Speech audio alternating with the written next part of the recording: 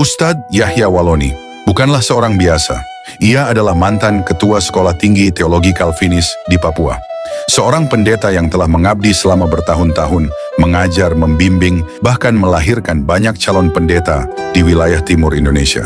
Namun siapa sangka, pria asal Minahasa ini justru berbalik arah, menempuh jalan yang berbeda menjadi seorang Muslim.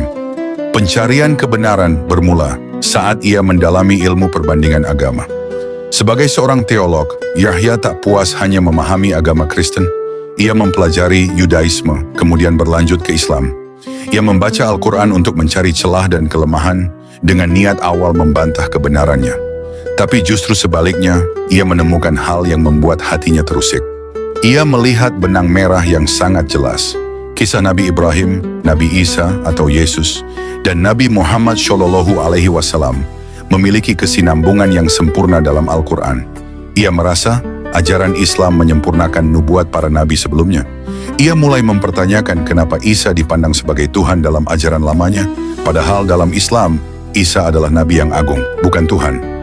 Puncak kegelisahannya hadir dalam bentuk pengalaman spiritual tak biasa.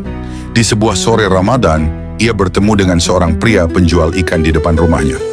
Pria ini berpakaian bersih, bersorban, berjanggut, dan membawa sepeda.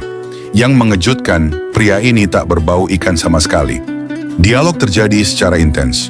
Penjual ikan itu mengajaknya berdiskusi soal Tuhan, kenabian, dan makna kehidupan. Yahya terkesima oleh kedalaman kata-katanya. Istrinya bahkan sempat menyangka ia berbicara sendiri, karena sosok itu seperti tidak terlihat oleh orang lain.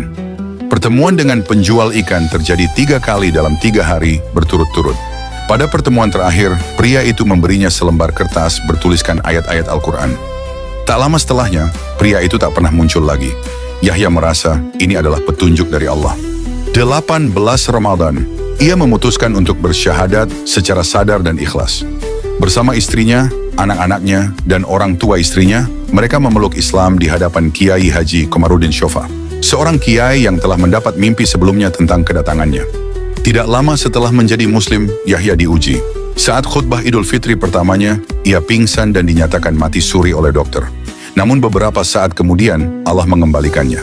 Ia bangkit dan melanjutkan perjuangannya sebagai da'i. Peristiwa ini semakin menguatkan keyakinannya bahwa Islam adalah jalan yang benar.